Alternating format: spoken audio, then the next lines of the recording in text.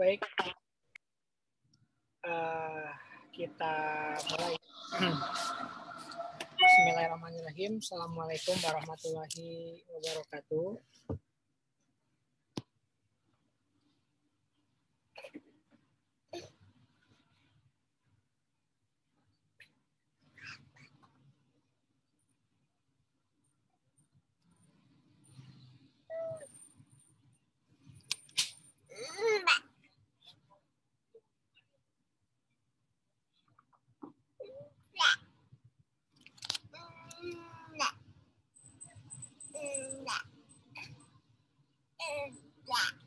Suara saya jelas nggak? Jelas, Pak. Ini saya lagi di pinggir jalan ya. Jadi kalau banyak suara yang masuk dimaafkan ya. Lagi ngantar yang vaksin di mana ini? Sudirman ya, di Sudirman. Oke, jadi kita nggak akan terlalu lama juga nih. Nggak enak kalau misalkan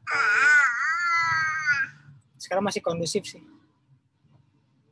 Oke, pertanyaan pertama ya. Biasa ya dituliskan nama dan NIM ya bagi yang akan menjawab.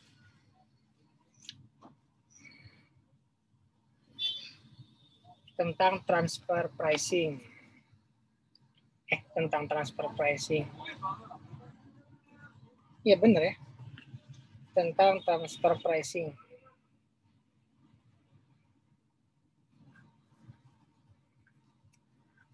Pertanyaannya,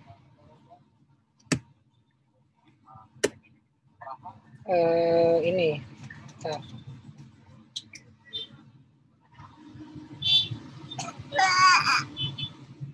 Apa dampak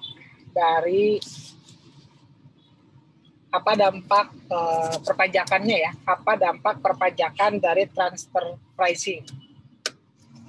Apakah menguntungkan atau malah merugikan?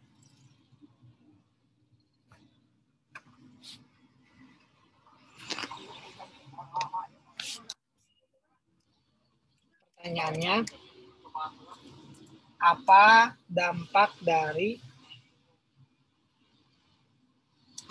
perpajakan dari transfer pricing? Nita, silakan. Dampaknya itu bagi pajak merugikan, Pak, karena transfer pricing itu tujuannya mengurangi penghasilan dan menambah biaya. Seperti itu, Pak. Ya, tuh ya. Kemudian pertanyaan kedua, apakah transfer pricing itu termasuk ke dalam kejahatan atau bukan? Transfer pricing itu termasuk kejahatan atau bukan?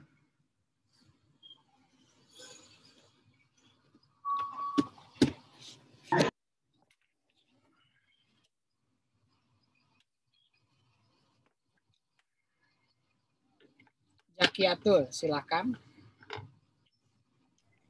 Bukan termasuk kejahatan, Pak, tapi bisa termasuk kejahatan kalau dengan sengaja mengurangi penghasilan atau menambahkan biaya jauh dengan yang seharusnya.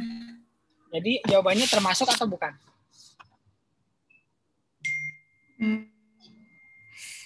Bukan. Bukan termasuk kejahatan. Belum tepat ya, coba adik.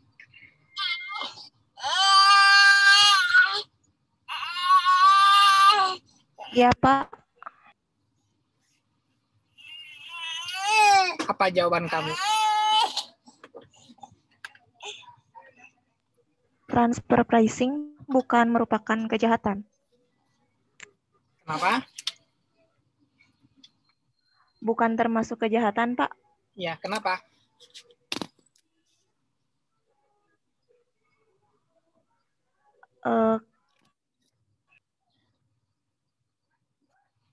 Kenapa bukan?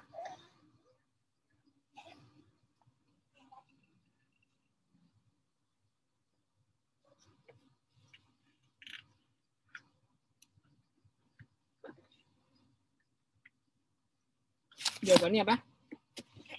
Kenapa bukan termasuk?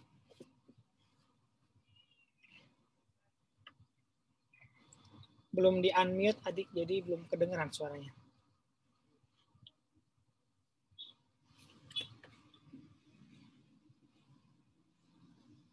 Gimana?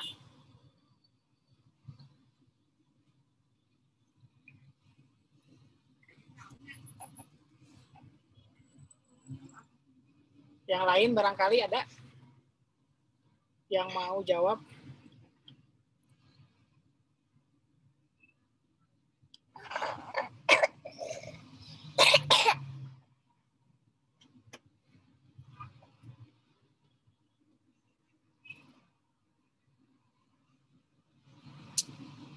Apakah transfer pricing termasuk kejahatan?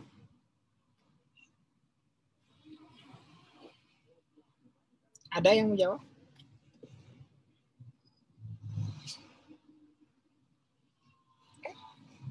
Dea, silakan. Bisa kejahatan, bisa juga tidak, Pak. Alasannya apa? Kalau misalkan bukan kejahatan itu, karena kan ada yang dinamakan tax avoidance atau tax evasion. Tapi kalau misalkan termasuk kejahatan, jika transfer pricing-nya tuh dikuranginya di luar batas wajar, Pak. Jadi berlebihan. Pengurangan penghasilan sama menambah biayanya di batas wajar. Ya, betul ya. Jawabannya itu tergantung ya. Kamu ikut ngajar, betul ya, jawabannya tergantung. Dia itu bisa positif, bisa juga negatif. Positif itu kalau misalkan beneran harga transfer gitu. Tapi negatif kalau dia itu untuk tujuan menghindari pajak. Ya, itu jawaban yang betulnya. Pertanyaan berikutnya.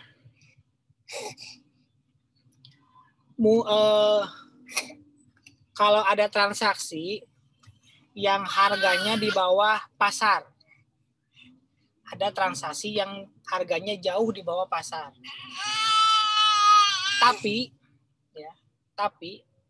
dia tidak memiliki hubungan istimewa. Pertanyaannya, apakah termasuk ke dalam transfer pricing atau bukan? Silakan. Zakiatul. Bukan, Pak. Kenapa? Bukan termasuk transfer pricing karena memiliki hubungan istimewa.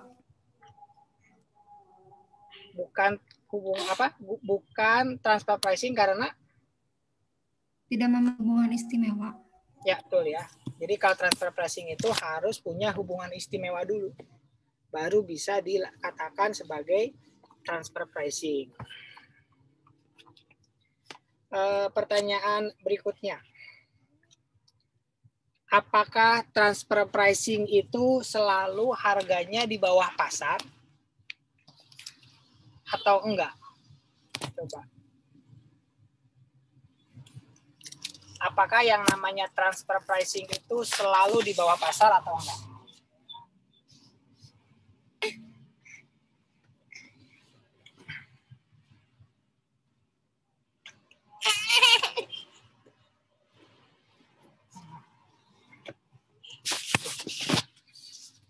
Ada yang mau coba jawab? Apakah transfer pricing selalu memiliki harga di bawah pasar?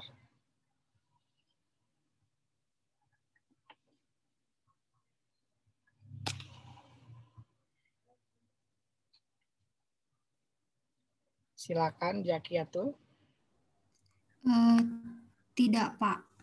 Karena harga transfer pricing itu tergantung terhadap konteksnya.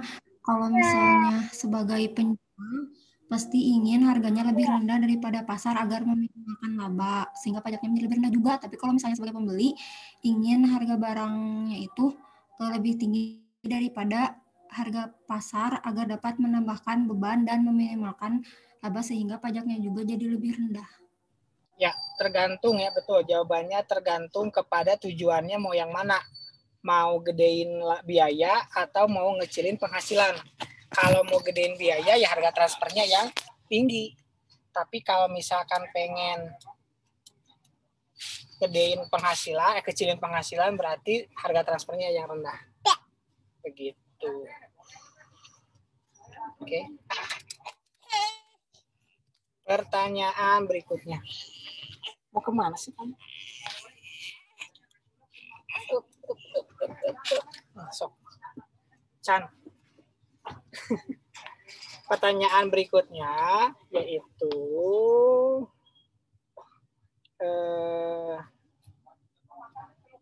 kalau ada pajak ya yang menetapkan harga transfernya itu dari harga pasar, nama metodenya apa?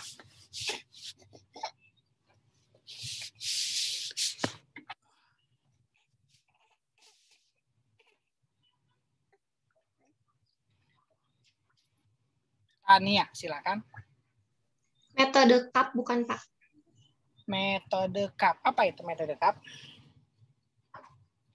Berdasarkan harga pasar Pak. Ya betul ya. Dari harga pasar CAP ya. Jadi ada 5 metode yang kita bahas kemarin ya. Betul. Ya silakan, ada yang mau ditanyakan tentang transfer pricing, materi kita di pertemuan yang lalu.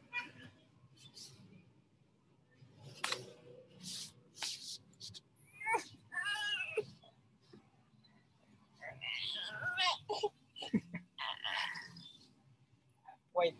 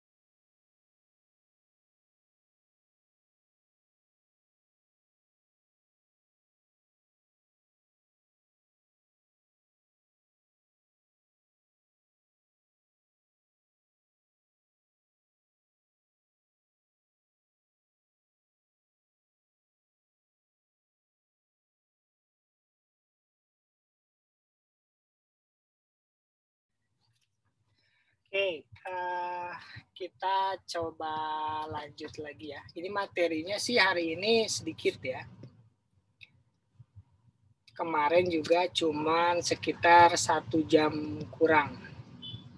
Materi yang baru itu namanya CFC atau Control Foreign Corporation dan Special Purpose Company.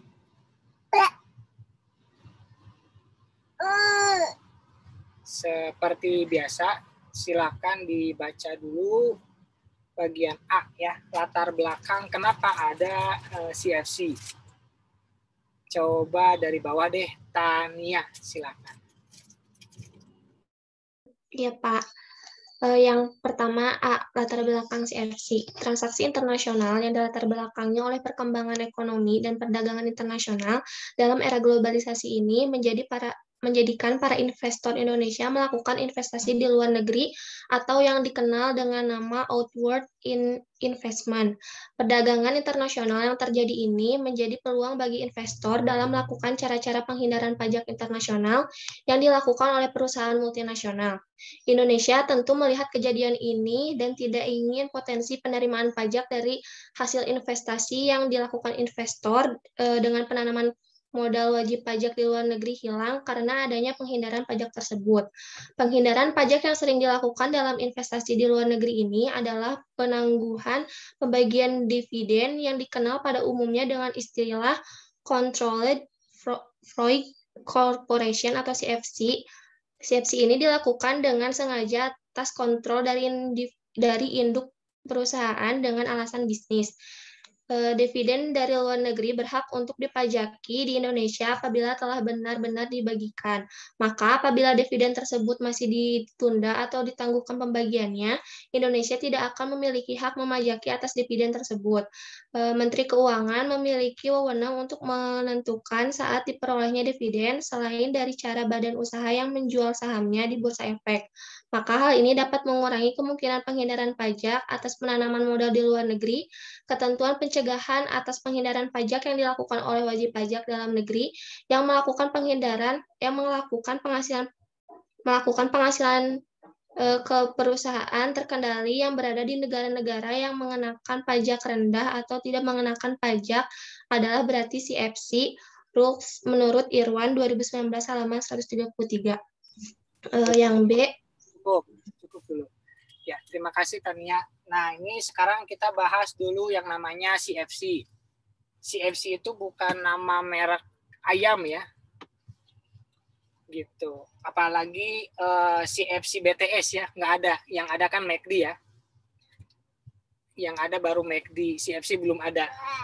Kalau CFC nanti sama ini mungkin ya, sama Noah gitu ya. Jadi Noah CFC kan keren. Nah, CFC ini ya ada karena ingin pajak itu rendah gitu ya. Kenapa ingin pajak rendah? Ya karena kemarin kita udah bahas, kita ini kan namanya homo economicus ya. Pengen penghasilan itu yang sebanyak-banyaknya. Nah, kalau kemarin transfer pricing itu menyangkut tentang suatu istilah yang mungkin positif, mungkin negatif. Tadi yang udah dibahas di pertanyaan tadi sebelumnya. Nah, kalau CFC ini sudah dipastikan termasuk ke dalam kejahatan. Bahasa kitanya adalah tax evasion. Tax evasion diterjemahkan biasanya dengan penggelapan pajak. Gitu ya. Kalau yang bukan penggelapan pajak namanya tax avoidance. Tax avoidance itu diterjemahkan sebagai penghindaran pajak. Nanti kita akan bahas tax avoidance itu di mata kuliah berikutnya ya, tentang perencanaan pajak. Di mana kita itu pengen efisiensi pajak tapi tidak melanggar peraturan perpajakan.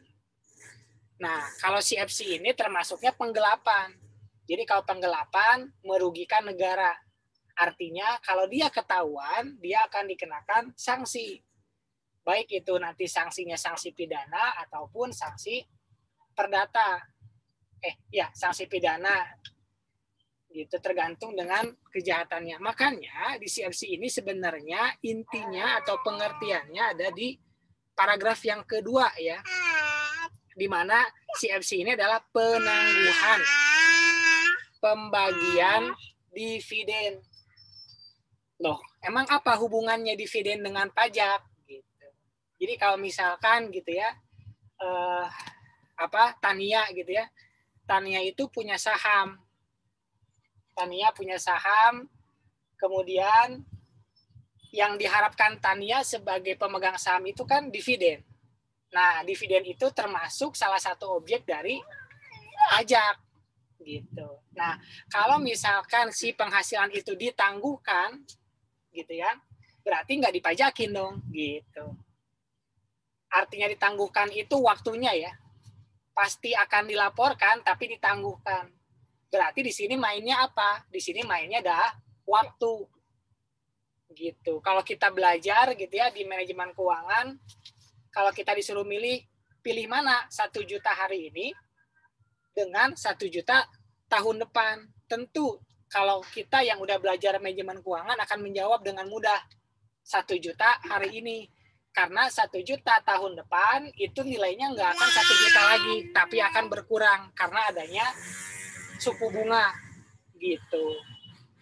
Jadi penangguhan inilah yang diinginkan oleh para pelaku CFC gitu. Jadi kalau misalkan masih bisa ditunda ya udah tunda aja biar kita masih bisa ngegolangin, padahal uangnya mah udah sampai ke kita gitu loh maksudnya.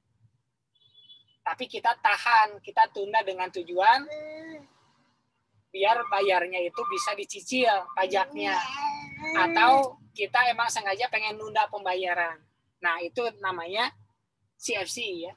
Penangguhan pembagian dividen. Oke, sekarang kita lanjut ya CFC untuk yang internasionalnya. Silakan Siska ya. Bagian B. B. Control Foreign Corporation. Control Foreign Corporation atau CFC adalah suatu skema penghindaran pajak dengan menunda pembayaran penghasilan yang seharusnya diterima di suatu negara. Caranya dengan menempatkan anak perusahaan di tax haven country. Anak perusahaan di tax haven country ini digunakan untuk menampung penghasilan yang diterima.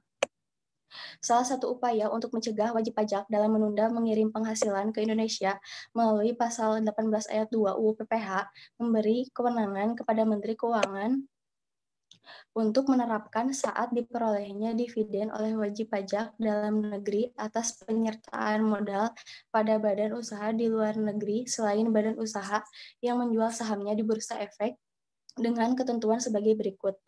A. Memiliki penyertaan modal paling rendah 50% dari jumlah saham yang disetor pada badan usaha di luar negeri. B. Secara bersama-sama dengan wajib pajak dalam negeri lainnya memiliki penyertaan modal paling rendah 50% dari jumlah saham yang disetor pada badan usaha di luar negeri.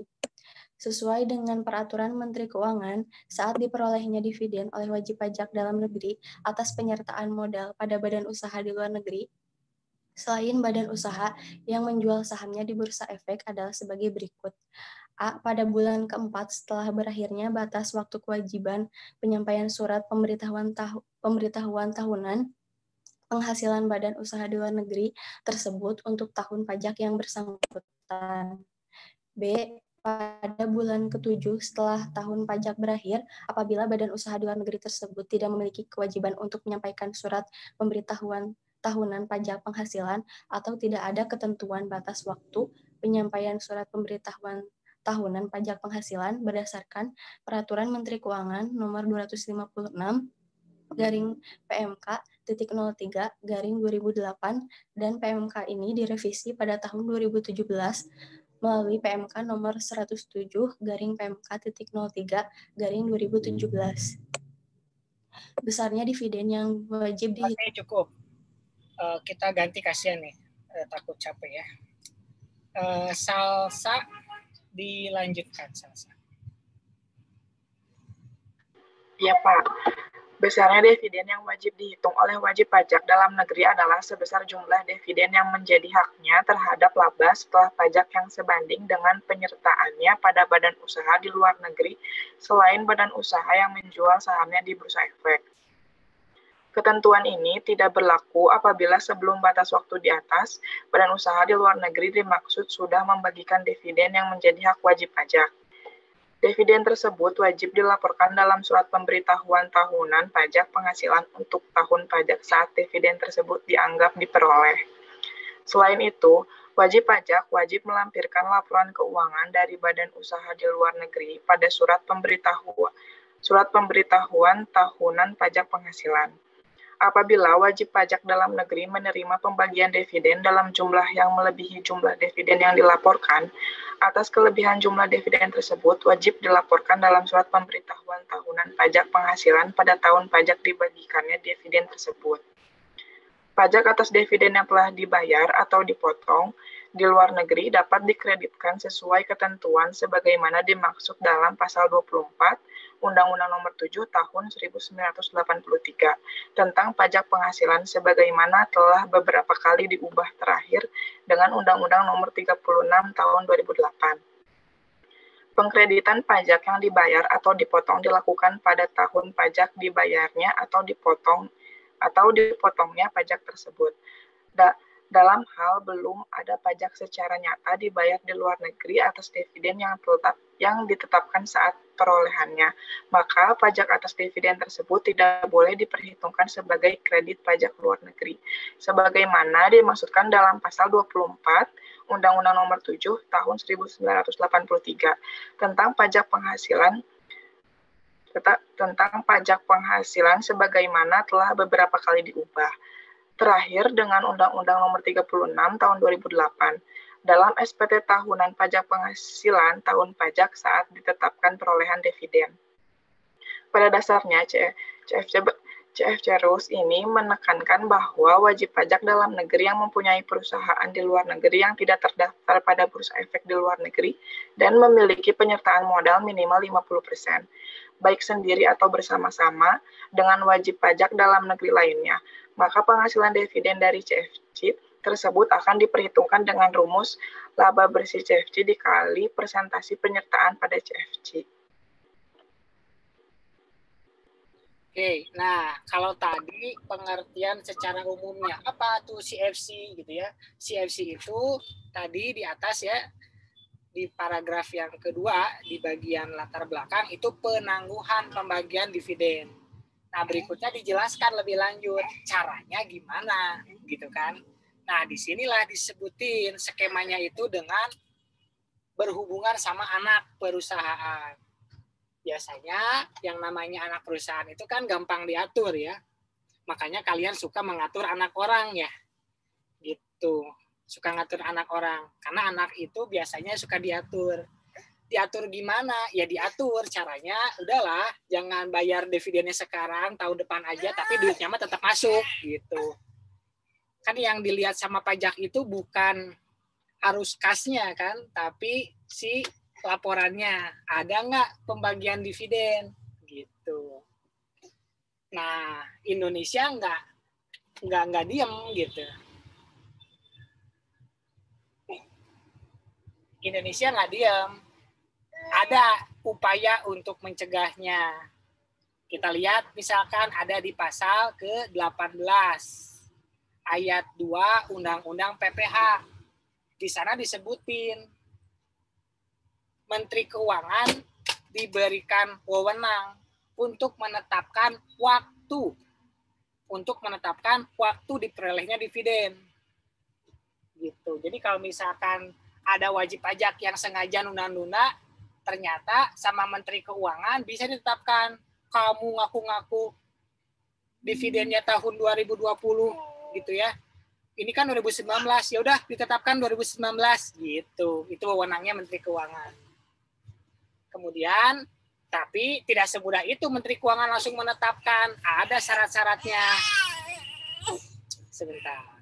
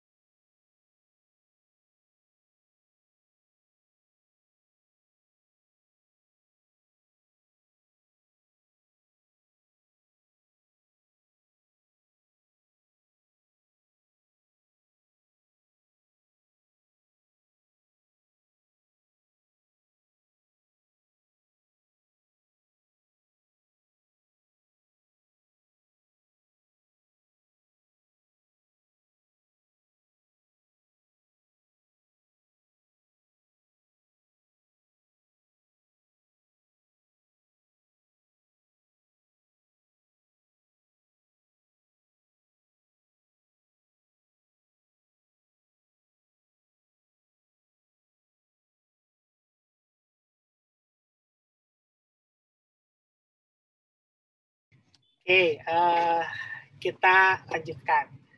Jadi Menteri Keuangan tadi saya bilang dikasih wewenang untuk menetapkan waktu didapatkannya si dividen itu. Tapi tidak semudah itu. Menteri Keuangan juga harus mempunyai kriteria yang harus dia penuhi. Yang pertama, modalnya itu berada di luar negeri. Gitu. Kenapa di luar negeri? Karena yang biasanya menggunakan CFC ini adalah perusahaan-perusahaan yang memiliki afiliasi dengan negara lain afiliasinya. Makanya sama luar negeri, kalau Indonesia mah pasti bisa di tracking sama si Fiskusnya Indonesia. Karena kan semua saham terdaftar di Bursa Efek. Jadi pasti bisa diketahui.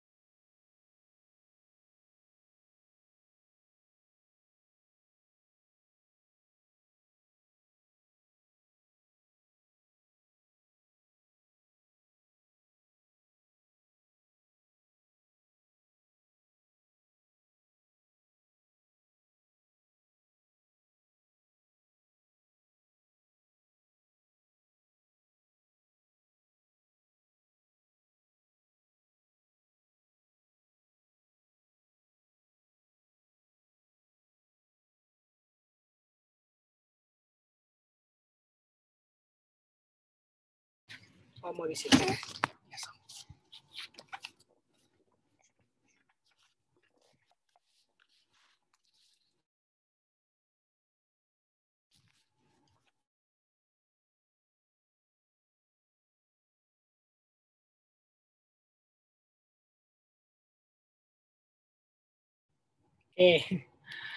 Luar biasa. Nanti kalau saya menyerah, saya udahan ya. Capek. Kamu diem. Tadi mana? Masya.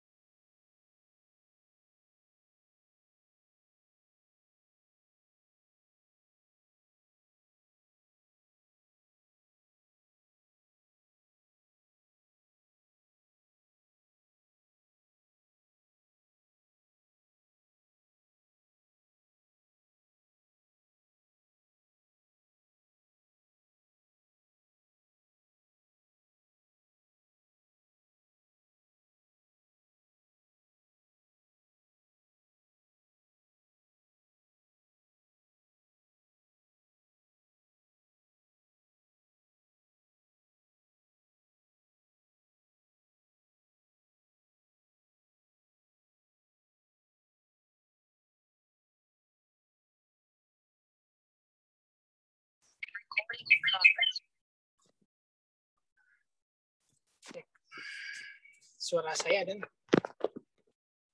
Ada ya. Oke.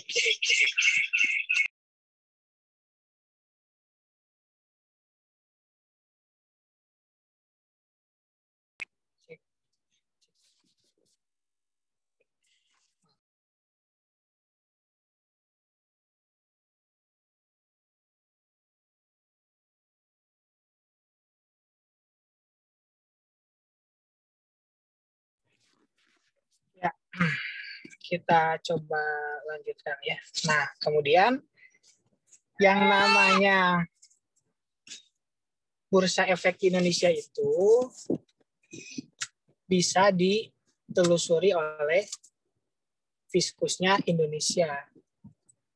Jadi syaratnya itu kalau pemerintah atau dalam hal ini Menteri Keuangan ingin menetapkan kapan dapatnya dividen, maka harus yang berada di luar negeri.